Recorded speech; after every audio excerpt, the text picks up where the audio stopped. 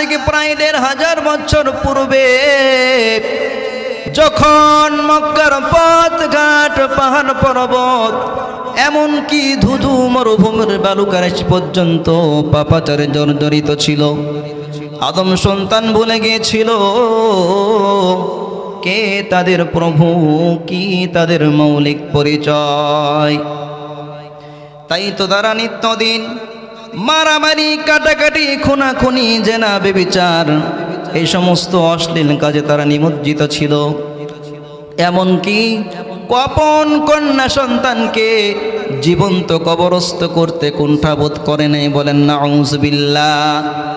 এমনই এক নাজুক মুহূর্তে আকায়ে নামদার তাজদারে মদিনা জনাবে মুহাম্মদুর রাসূলুল্লাহ সাল্লাল্লাহু আলাইহি ওয়াসাল্লাম এই বিশ্বভূমিতে এই ধরাতে আগমন করলেন, বলেন সুবহানাল্লাহ।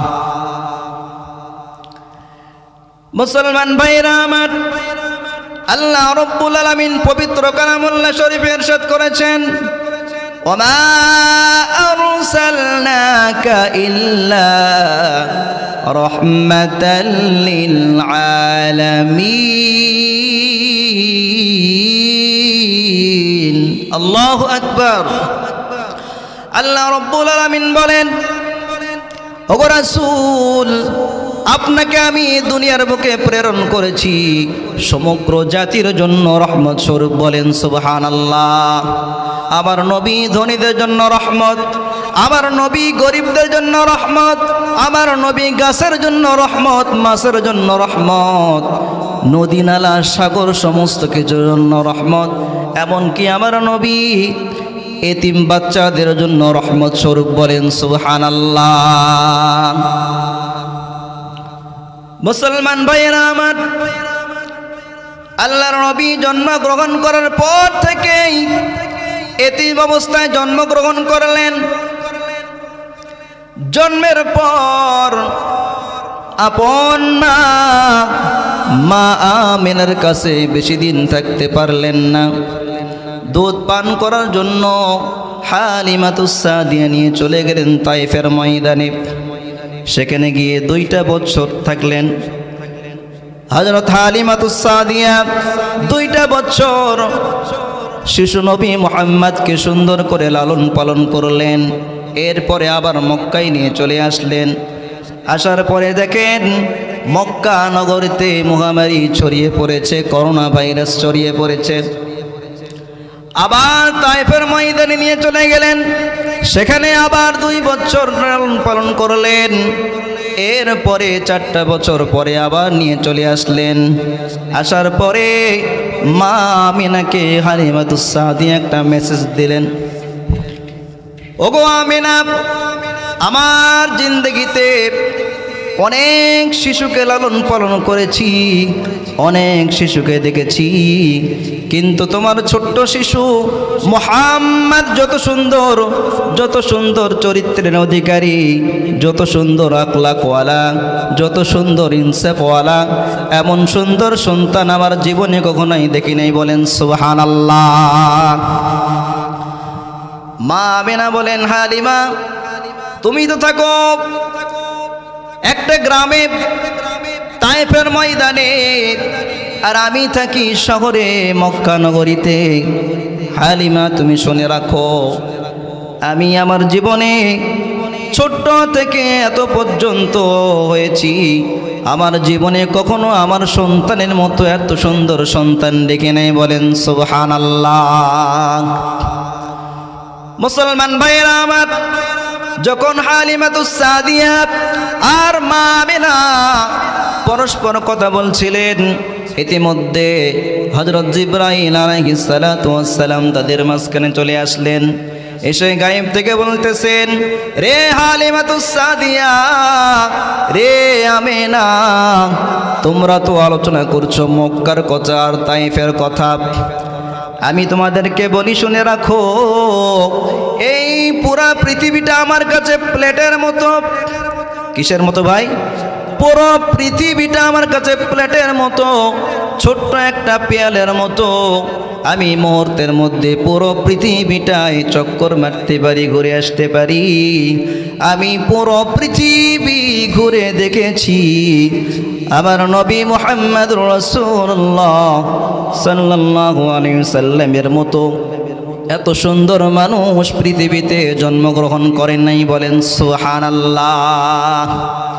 সেই নবীর উম্মত হতে পেরে খুশি না বেজার? সকালে বলি খুশি না বেজার? আলহামদুলিল্লাহ। মুসলমান ভাইয়েরা আমার, এই তিনজনের কথা আল্লাহ রব্বুল আলামিন আরশ কুরসি থেকে শুনতেছেন। আল্লাহ রব্বুল আলামিন ডাক দিয়ে বলেন, রে হালিমা, রে আমেনা, রে জিবরাইল, শুনে রাখো, তোমরা তো আন্দাজি মার্কা কথা বলতেছো। আমি রব্বুল আলামিন পৃথিবীর শুরুলগ্ন থেকে এখন পর্যন্ত যত মাখলুক সৃষ্টি করেছি, আমার দোস্ত মুহাম্মাদের মতো একটাও সুন্দর সন্তান আর শিশু সৃষ্টি করে নাই। বলেন সুবহানাল্লাহ। আরো জোরে বলি সুবহানাল্লাহ। তো সেই নবীর উম্মত আমাদের ক্যারেক্টার যোগ্যতা কতটুক দেখেন। আমাদের নবীর উম্মত হওয়ার জন্য অন্যান্য নবীরা পর্যন্ত দরখাস্ত করেছে। সুবহানাল্লাহি বিহামদিহি। মুসলমান ভাইরা আমার, শিশু নবীর বয়স যখন 6 বছর হয়ে গেল, আপনার আবার নবী শিশু নবী মুহাম্মদ সহপাঠীদের সঙ্গে বাইরে খেলার জন্য যেতেন, কিন্তু নিজে কখনোই খেলাধুলায় নিমগ্ন হতেন না, কারণ তিনি হলেন বিশ্ব নবী। কথা বলেন ঠিক কিনা? তিনি শিশুদের খেলাধুলা দেখতেন, তিনি কখনোই খেলাধুলায় লিপ্ত হতেন না। শিশু নবী দীর্ঘদিন দেখতে লাগলেন। খেলার শেষে সন্ধ্যার সময় প্রত্যেকটা শিশুর আব্বা এসে তাদেরকে কোলে নেয়, ধুলাবালিগুলো সুন্দর করে ঝেড়ে দেয়, কোলে নাই, চুমু খায়, বুকে জড়িয়ে ধরে। এটা দেখে শিশু নবীর অন্তর একটু ব্যথা পেলেন। একদিনের ঘটনা, শিশু নবী মুহাম্মদ সাল্লাল্লাহু আলাইহি ওয়াসাল্লাম মাঠের একটা কর্নারে বসে অঝোর নয়নে কান্নাকাটি করতেছে। এইদিকে মা আমেনা দীর্ঘক্ষণ তালাশ করার পরে তাকে দেখতে না পেয়ে সেই মাঠে গিয়ে লক্ষ্য করে দেখলেন শিশু নবী মুহাম্মদুর রাসূলুল্লাহ সাল্লাল্লাহু আলাইহি ওয়াসাল্লাম মাঠের কর্নারে বসে অঝোর নয়নে কান্নাকাটি করছেন। মা আমিনা ডাক দিয়ে বললেন, বাবা রে, কে তোমাকে মেরেছে, কে তোমাকে গাল দিয়েছে? আল্লাহর নবী বললেন, মা, আমাকে কেউ গাল দেয়নি, কেউ আমাকে গাল মন্দ করে নাই, কেউ আমাকে কষ্ট দেয় নাই, মারে নাই। মাগো মা, আমার সহপাঠীদের সঙ্গে প্রতিদিন আমি মাঠে আসি, সন্ধ্যার সময় যখন ঘনিয়ে আসে তখন লক্ষ্য করে দেখি আমাদের সমস্ত সহপাঠীদের বাবারা এসে তাদের সন্তানকে ধুলা বালিগুলো সুন্দর করে ঝেড়ে দিয়ে তাদেরকে কোলে নেয়, বুকে জড়িয়ে ধরে চুমু খায়। মাগো মা, আমি তো লক্ষ্য করে দেখি আমার বাবা কোনোদিন আমাকে কোলে নিল না, বুকে জড়িয়ে ধরলো না, কোনোদিন আমাকে চুমু খেলো না। কারণটা কি? মা আমার জানতে বড় ইচ্ছা করে আমার বাবা কোথায়। এইদিকে মা আমিনার কলিজায় আগুন লেগে গিয়েছে। এ মুহাম্মদ, পুরাতন আগুন আবার জ্বালিয়ে দিলি বাবা। তোর বাবা দুনিয়াতে নাই, তোর বাবা মদিনার প্রান্তরে ইন্তিকাল করেছে। মুসলমান ভাইরা আমার, করুণ কাহিনী দিল দিয়ে শুনবেন।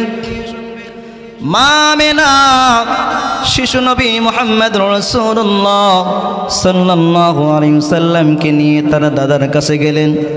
দাদা আব্দুল মুত্তালিবের কাছ থেকে অনুমতি নিয়ে মদিনার দিকে রওনা করলেন। মদিনায় যাওয়ার পরে মা আমেনা শিশু নবী মুহাম্মদুর রাসূলুল্লাহ সাল্লাল্লাহু আলাইহি ওয়াসাল্লামকে বললেন, বাবা রে, এই দেখো এই জায়গায় তোমার বাবা শুয়ে আছে। শিশু নবী মুহাম্মদুর রাসূলুল্লাহ সাল্লাল্লাহু আলাইহি ওয়াসাল্লাম বাবার কবরটা জড়িয়ে ধরে কান্না করছেন। বাবা গো, ও বাবা, আমার সহপাঠীদের বাবা তাদের সন্তানদেরকে কোলে নিয়ে কত আদর করে, চুমু খায়, বুকে জড়িয়ে ধরে। বাবা, আমার মন চাই তুমি আমাকে কোলে নিবে, আদর করবে, চুমু খাবে। বাবা, এইরকম ভাবে দীর্ঘক্ষণ কান্নাকাটি করলেন আপনার আমার নবী শিশু নবী মুহাম্মদ। দীর্ঘক্ষণ কান্নাকাটি করা দেখে মা আমেনার কলিজা ফেটে যাচ্ছে। না জানি আমার সন্তান বেহুশ হয়ে গিয়ে যাবে, পরেশান হয়ে যাবে। হযরত আমেনা শিশু নবী মুহাম্মদুর রাসূলুল্লাহ সাল্লাল্লাহু আলাইহি ওয়াসাল্লামকে নিয়ে আবার মক্কার দিকে রওনা করলেন। কিছু দূর যাওয়ার পরে মা আমেনার গায়ে জ্বর শুরু হয়ে গেল। সেখানে তাবু গাড়া হলো। 1 দিন 2 দিন 3 দিন, 3 দিন পরে মা আমেনা সঙ্গে ছিল দাসী উম্মে আইমান। তাকে বললেন, আমি আর হয়তো মক্কাতে ফিরে যেতে পারবো না, হয়তো এখনই আমার ইন্তেকাল হয়ে যাবে। রে দাসী উম্মে আইমান, আমার এই ছোট্ট শিশু মুহাম্মদকে তার দাদা আব্দুল মুত্তালিবের কাছে পৌঁছে দিও। মুসলমান ভাইয়েরা আমার, করুণ কাহিনী। এর কিছুক্ষণ পরে মা আমেনা দুনিয়া থেকে ইন্তেকাল হয়ে গেলেন। শিশু নবী মুহাম্মদুর রাসূলুল্লাহ সাল্লাল্লাহু আলাইহি ওয়াসাল্লাম জন্মের পূর্বেই বাবাকে হারিয়েছেন। জন্মের 6 বছর পরেই মা আমেনাকে হারালেন। এই করুণ কাহিনী দেখে আকাশ বাতাস পাহাড় পর্বত সব কিছু ভারী হয়ে গিয়েছে, গম্ভীর হয়ে গিয়েছে। মুহাম্মদুর রাসূলুল্লাহ সাল্লাল্লাহু আলাইহি ওয়াসাল্লাম সেখান থেকে আবার রওনা দিয়ে চলে গেলেন মক্কায়। মক্কা নগরীতে যাওয়ার পরে দাদা আব্দুল মুত্তালিব তার কাছে লালন পালন হতে লাগলেন। দীর্ঘদিন পরে দাদা আব্দুল মুত্তালিব শিশু নবী মুহাম্মদুর রাসূলুল্লাহ সাল্লাল্লাহু আলাইহি ওয়াসাল্লামকে আপন চাচা আবু তালেবের হাতে উঠিয়ে দিলেন। দাদা আব্দুল মুত্তালিব মুমূর্ষ হয়ে গিয়েছেন, ইন্তেকালের সময় হয়ে গিয়েছে। এমন সময় আপন চাচা আবু তালেবের হাতে দিয়ে দিলেন আর বললেন, বাবা আবু তালেব রে, আমার দিল বলে তুমি আমার এই নাতিকে তোমার জীবন দিয়ে ভালোবাসবে। তুমি যদি না খেয়ে থাকো আমার এই নাতিকে খাওয়াবে। তুমি যদি ভালো কাপড় না পরো তারপরেও আমার এই নাতিকে ভালো কাপড় পরাবে। জীবনে কোনো সময় যেন আমার নাতির কোনো অভাব না থাকে। এরপরে দাদা আব্দুল মুত্তালিবের ইন্তেকাল হয়ে গেল। এরপরে শিশু নবী মুহাম্মদুর রাসূলুল্লাহ সাল্লাল্লাহু আলাইহি ওয়াসাল্লাম আপন চাচা আবু তালেবের কাছে লালন পালন হতে লাগলেন। দীর্ঘদিন আবু তালেব শিশু নবী মুহাম্মদুর রাসূলুল্লাহ সাল্লাল্লাহু আলাইহি ওয়াসাল্লামকে সুন্দর করে লালন পালন করলেন। মুসলমান ভাইরা আমার, দীর্ঘদিন লালন পালন করার পরে আবু তালেবের যখন মুমূর্ষ অবস্থায় দুনিয়া থেকে বিদায় নেবেন, এই মুহূর্তে আপনার আমার নবী বিশ্ব নবী মুহাম্মদুর রাসূলুল্লাহ সাল্লাল্লাহু আলাইহি ওয়াসাল্লাম আবু তালেবের কানের কাছে গিয়ে বললেন, ওগো চাচা, আপনি আমাকে কত মোহাব্বত করেছেন, আপনি আমাকে কলিজা দিয়ে ভালোবেসেছেন, আপনি না খেয়ে আমাকে খাওয়িয়েছেন, আপনি ভালো কাপড় না পরে আমাকে ভালো কাপড় পরিয়েছেন। ওগো চাচা, আজকে মৃত্যুর সময় আস্তে করে আমার কানে একবার শুধু বলেন, লা ইলাহা ইল্লাল্লাহু মুহাম্মাদুর রাসূলুল্লাহ।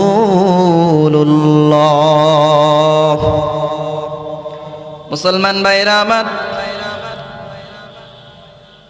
আবু তালেব যখন এই কথা শুনলেন, শোনার পরে ডেকে বললেন, ভাতিজারে, আমি জানি তুমি একজন সত্য নবী, বলেন সুবহানাল্লাহ। আমি জানি তোমার কোরআন সত্য, আমি জানি তোমার আল্লাহ সত্য, কিন্তু আমি সারা জীবন যেই ধর্ম পালন করেছি, এই ধর্ম ছেড়ে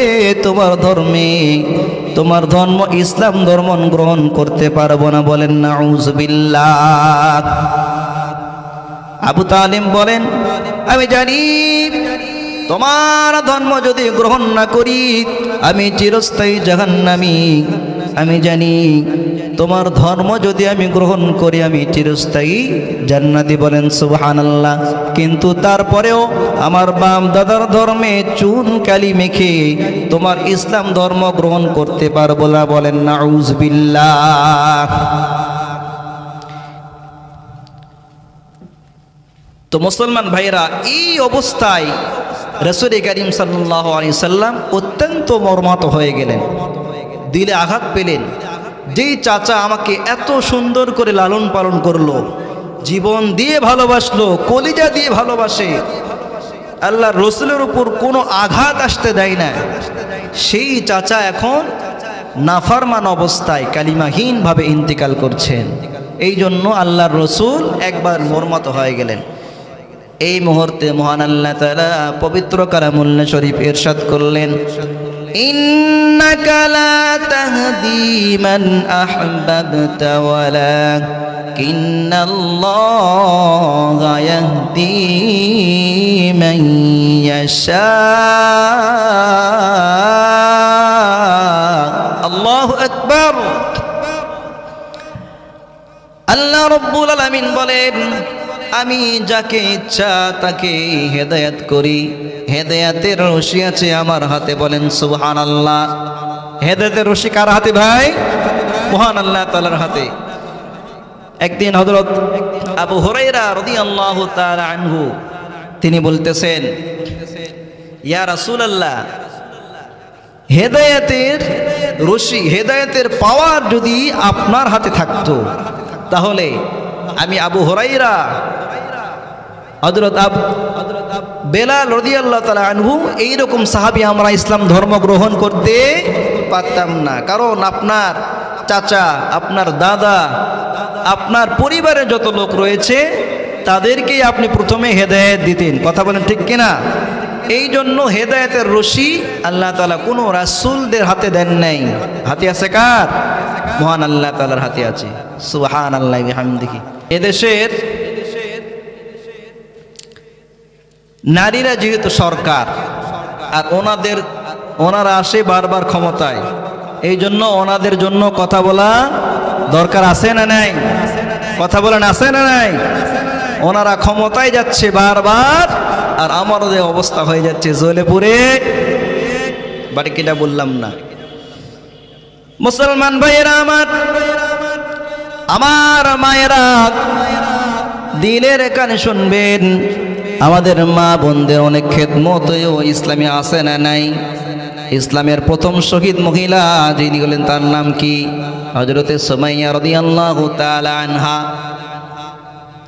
বিবি আসিয়া কত কষ্ট করেছেন ইসলামের জন্য। একজন মহিলা সাহাবী যুদ্ধের ময়দানে ছুটছেন, হঠাৎ করে একদল কাফেলা এসে বলল, যুদ্ধের ময়দানে তোমার সন্তানরা শহীদ হয়ে গিয়েছে।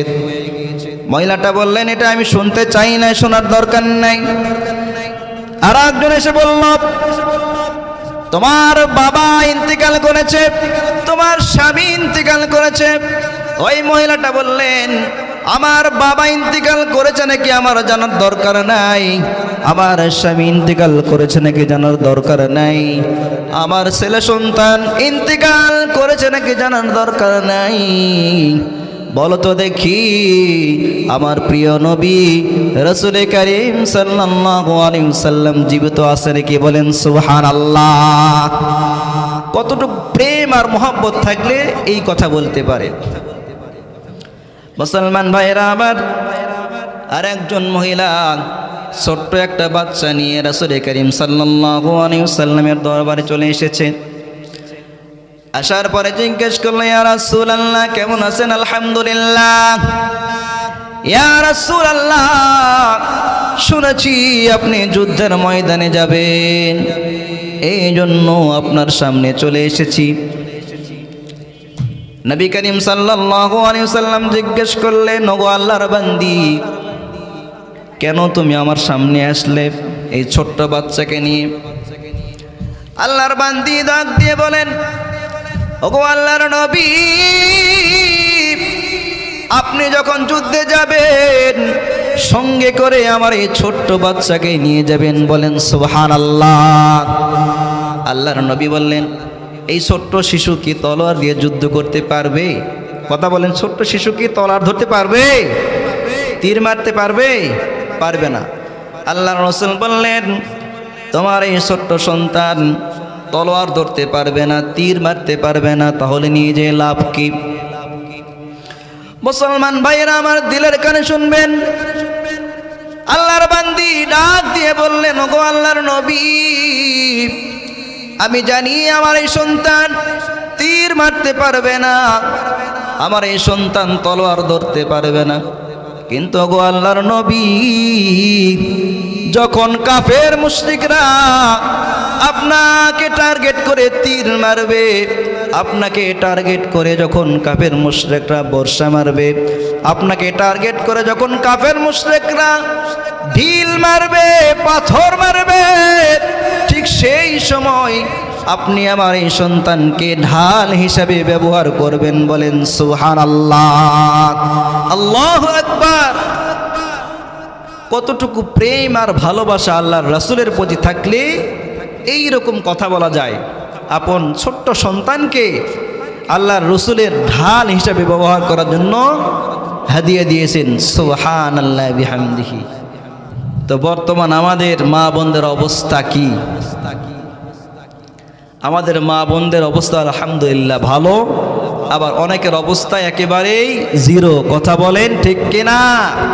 যার কারণ হলো আমাদের বাংলাদেশে প্রত্যেকের ঘরে ঘরে আজকে একটা শয়তানের বাক্স ঢুকে গেছে। কথা বলেন ঠিক কিনা? যে বাক্সে সব সময় শুধু স্টার জলসার জি বাংলা। কথা বলেন ঠিক কিনা? এই জন্য তো একজন শিল্পী বলেছিল, স্টার জলসায় আর জি বাংলা নষ্ট করলো আমার সোনার বাংলা। কথা বলেন ঠিক কিনা? স্টার জলসায় আর জি বাংলা নষ্ট করলো আমার সোনার বাংলা। বুঝে না তো সে বোঝে না, ভালো মন্দ কিছু খোঁজে না। স্টার জলসায় আর জি বাংলা নষ্ট করলো আমার সোনার বাংলা। কথা বলেন ঠিক কিনা? এই জন্য আমাদের ঘরে যাদের মা বোনেরা স্টার জলসার জি বাংলা এখনো চলছে, আল্লাহর রাস্তে একটু বন্ধ করেন। আর স্টার জলসা জি বাংলা এইসব জানেন যে আমাদের ঘরে ঘরে ঢুকে পড়েছে। এই শয়তানের বাক্সটা কিনলো কে? বলেন। পরিবারের যারা প্রধান তারাই তো কিনেছে। আমরা যদি না কিনতাম আমাদের মা বন্ধু কিন্তু এটা দেখতে পারতো না। এই জন্য আমাদেরকে খুব চৌকান হতে হবে।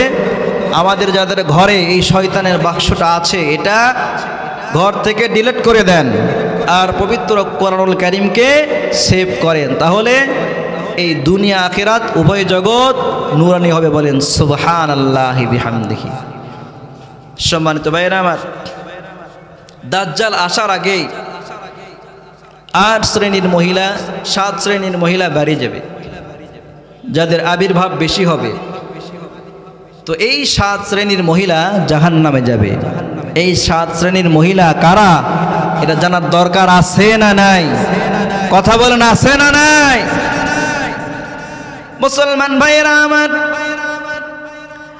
আল্লাহর নবী বলেন 7 শ্রেণীর মহিলারা জাহান্নামী হবে। বলেন নাউযুবিল্লাহ। 1 নম্বর আন্নানা। আন্নানা হলে ওই সমস্ত মহিলা যারা সব সময় বলে, স্বামীকে বলে আমার জন্য ব্যাংক ব্যালেন্স করে দাও, গাড়ি বাড়ি আমার জন্য লিখে দাও, তোমার স্থাবর জমা জমি যা কিছু রয়েছে সব কিছু আমার জন্য লিখে দাও। এই সমস্ত মহিলা আমাদের সমাজে আছে না নাই? কথা বলেন, আছে না নাই? যে সমস্ত মহিলারা বলে তোমার মা বাবাকে দেওয়ার দরকার নাই, তোমার ভাই বোনদেরকে দেওয়ার দরকার নাই, শুধু আমার জন্য সব কিছু করতে হবে, আমার জন্য ব্যাংক ব্যালেন্স করতে হবে, আমার জন্য তোমার স্থাবর সব কিছু লিখে দিতে হবে। বলেন নাউযুবিল্লাহ।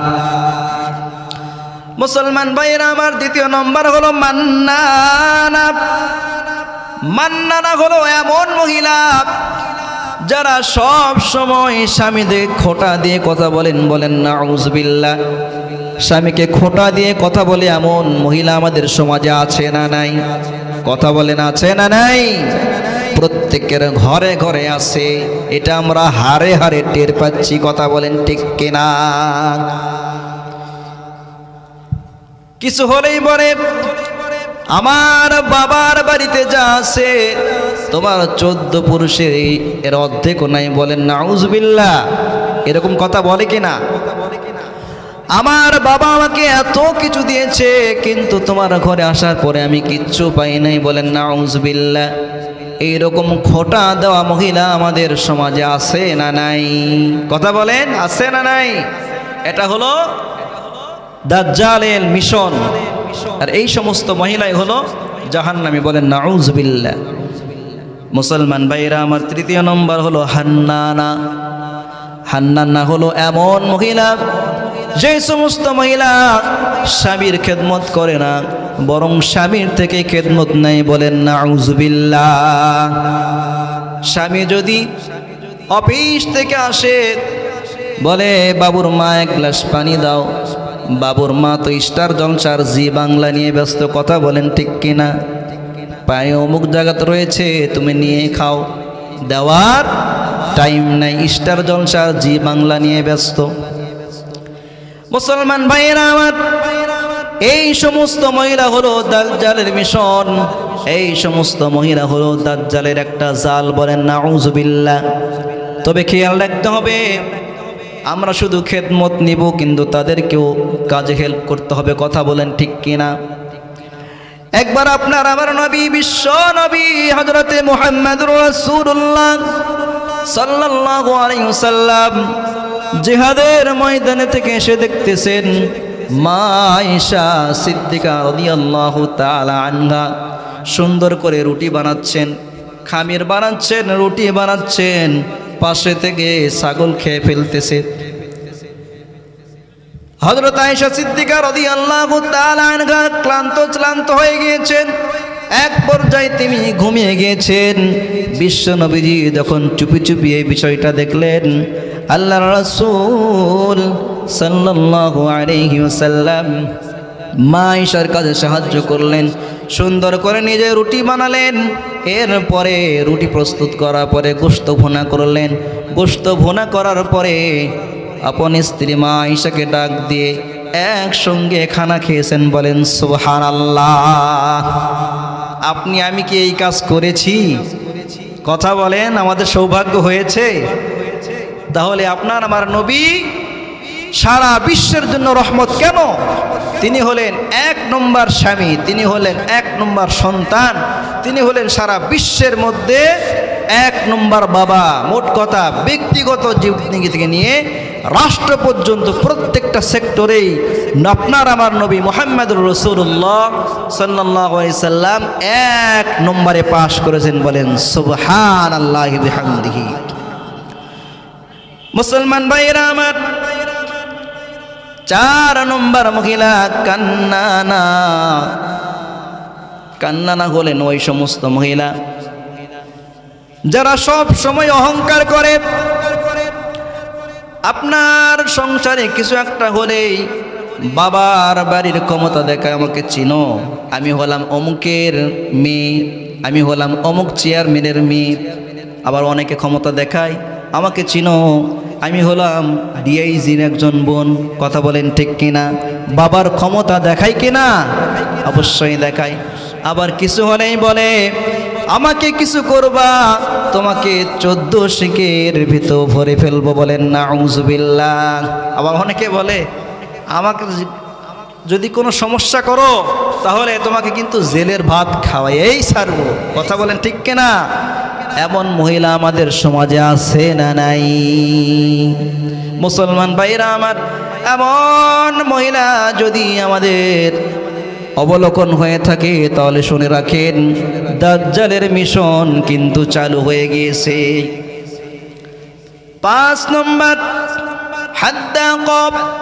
হাদ্দাক হলো এমন মহিলা যারা স্বামীর পছন্দকে গুরুত্ব দেয় না। এমন মহিলা আছে না নাই? আপনি একটা কাপড় কিনে এনেছেন, আপনার স্ত্রী বলবে এটা একটা কালার হলো, তোমার চোখ কি কপালে উঠেছিল নাকি? তুমি কি চোখে দেখো না? এটা একটা কালার চয়েস করছো তুমি। মুসলমান মা বোনেরা, এই জন্য আপনার স্বামী আপনাকে ভালোবেসে যা কিছু দিবে তার উপর আপনাকে সন্তুষ্ট থাকতে হবে। কারণ মা ফাতিমার ঘরে কিছুই ছিল না, ভালো কাপড় তার ছিল না, কিন্তু তার ঘরটা ছিল মহাব্বতে আর ভালোবাসাই টয়টুম্বর। বলেন সুবহানাল্লাহ। একবার মা ফাতিমা আল্লাহর রাসূল সাল্লাল্লাহু আলাইহি ওয়াসাল্লাম তার বাড়িতে উপস্থিত হয়েছেন, দরজায় কড়া নেড়েছেন। মা ফাতিমা ডাক দিয়ে বলেন বাবা গো, এই মুহূর্তে আমি দরজা খুলতে পারবো না। কারণটা কি? কারণ হলো আমি যে পোশাক পরে আছি এই পোশাক পরে আপনার সামনে আমি যেতে পারবো না। মা ফাতিমা বললেন বাবা গো, এমন পোশাক পরে আছি, এই পোশাক যদি আপনি দেখেন তাহলে আপনার জামাই হযরত আলী রাদিয়াল্লাহু তাআলা আনহুর প্রতি আপনার একটা ভিন্ন ধারণা আসবে। এই জন্য এই পোশাক নিয়ে আমি আপনার সামনে যেতে পারবো না। কতটুকু মহব্বত থাকলে স্বামীর প্রতি, কতটুকু মহব্বত থাকলে তার বাবাকে এরকম কথা বলতে পারে? কথা বলেন ঠিক কিনা? কিন্তু আমাদের মা বোনদের কি অবস্থা? আমাদের মা বোনেরা ঈদের সময় 2 সেট জামা না হলে তাদের ঈদ কমপ্লিট হয় না। কথা বলেন ঠিক কিনা? কমপক্ষে 2 সেট লাগবেই। আপনি 1 সেট আনবেন, যত দামি আনেন, এটা কিন্তু তারা চয়েস করবে না। অনেক মা বোনেরা, সবাই আবার না, সবাইকে যদি ঢালাও তাদের উপর অপবাদ দেওয়া হয় এটা নিতান্তই ভুল হবে। তবে অনেকের ক্ষেত্রে এরকম হয়, আপনি 1 সেট নিয়ে আসবেন, এটা তারা চয়েস করবে না। কিন্তু কম দামি যদি আপনি 2 সেট নিয়ে আসেন যেটা একটু চোখে লাগার মতো, এটাই কিন্তু তারা চয়েস করবে। মুসলমান ভাইরা আমার, 6 নম্বর হলো সাদ্দাক হলো এমন মহিলা যে সমস্ত মহিলারা স্বামীকে হারামের প্রতি উদ্বুদ্ধ করে। স্বামীকে বলতে থাকে অমুকের ছেলে অমুক এত টাকা কামাই করে, প্রতিদিন তার অ্যামাউন্ট এতটুকু আসে, কিন্তু তুমি বসে বসে কি করো? তুমি কি অফিসে বসে বসে কি ঘোড়ার ডিম খাও? তার যদি এত উপার্জন হয় তোমার হবে না কেন? এইরকম ভাবে যে সমস্ত মহিলারা স্বামীকে বলতে থাকে তুমি হারাম পর্দায় উপার্জন করতে হলেও আমাকে বেশি বেশি কিন্তু সুখ শান্তি দিতে হবে, সব কিছু বেশি বেশি দিতে হবে। এই সমস্ত মহিলা যারা হারাম হারাম উপার্জনের প্রতি স্বামীকে উদ্বুদ্ধ করে, বুঝে নেবেন দাজ্জালের মিশন কিন্তু আমাদের সমাজে চালু হয়ে গিয়েছেন। কথা বলেন ঠিক কিনা? 7 নম্বর কঠিন একটা বিষয় বারনাকা হলো এমন মহিলা, যেই সমস্ত মহিলা স্বামীকে ধরে পিটায়। বলেন নাউযুবিল্লাহ। আমাদের বাংলাদেশের ঘরে ঘরে কিন্তু এইরকম মহিলা তৈরি হয়ে গেছে। প্রত্যেকের ঘরে না হলেও কিছু কিছু ঘরে স্বামীকে পিটানো মহিলা তৈরি হয়ে গেছে। বলেন নাউযুবিল্লাহ। কথা বলেন ঠিক কিনা? এইরকম মহিলা আমাদের সমাজে 2-1টা পাওয়া যাবে কিনা? অবশ্যই পাওয়া যাবে। এখন মা বোনেরা হয়তো আমার উপর কঠিন রাগ, হুজুর এমন কিছু মেসেজ আপনার মুসল্লিদের সামনে ওপেন করে দিলেন, তো সব গুণের তো আমরা গুণান্বিত, কিন্তু আমাদের স্বামীরা কি ফেরেশতা বসে আছে? তাদের কি কোনো দোষ নেই? তো এই জন্য ভাই, আমাদের মা বোনদের সমস্ত কাজে হেল্প করতে হবে। তারা যাতে পর্দায় থাকে এই বিষয়টা তাকে লক্ষ্য রাখতে হবে, এবং সঙ্গে সঙ্গে মা বোনরা যাতে 5 ওয়াক্ত নামাজ ঠিকমতো আদায় করে এই বিষয়টাও তাদেরকে তাগিদ দিতে হবে। মুসলমান ভাইরা আমার, মা বোনেরা জান্নাতে যাবে অতি সহজে। কথা বলেন ঠিক কিনা? রাসূল করিম সাল্লাল্লাহু আলাইহি ওয়াসাল্লাম বলেছেন, মাত্র 4টি কাজ করলে মা বোনেরা সহজে জান্নাতে চলে যাবে। বলেন সুবহানাল্লাহ। মা বোনেরা একটু মনোযোগ দিয়ে শুনবেন। আল্লাহর নবী ইরশাদ করেন, আল মারআতু ইযা সাল্লাত খামসাহা। একজন মহিলা জান্নাতে যাওয়ার জন্য সহজ পদ্ধতি হলো 5 ওয়াক্ত নামাজ সময় মতো আদায় করতে হবে। 2 নম্বর, ওয়াসামাত শাহরাহা, রমজান মাসে রোজা রাখতে হবে। 3 নম্বর, আতাআত বালাহা, স্বামীর আনুগত্য করতে হবে। 4 নম্বর, হাফিজত ফুরুজাহা, তার লজ্জাস্থানকে হেফাজত করতে হবে। 1 নম্বর 5 ওয়াক্ত নামাজ পড়তে হবে। 2 নম্বর, রমজান মাসে রোজা রাখতে হবে। 3 নম্বর, তার স্বামীর কথা মতো চলতে হবে। 4 নম্বর, তার লজ্জাস্থানকে হেফাজত করতে হবে। আল্লাহর রাসূল বলেন, এই 4টা কাজ যদি কোনো মহিলা সঠিকভাবে করে, তারা জান্নাতের 8টা দরজার মধ্যে থেকে যে কোনো দরজা দিয়ে জান্নাতে প্রবেশ করতে পারবে। বলেন সুবহানাল্লাহ, আল্লাহু আকবার।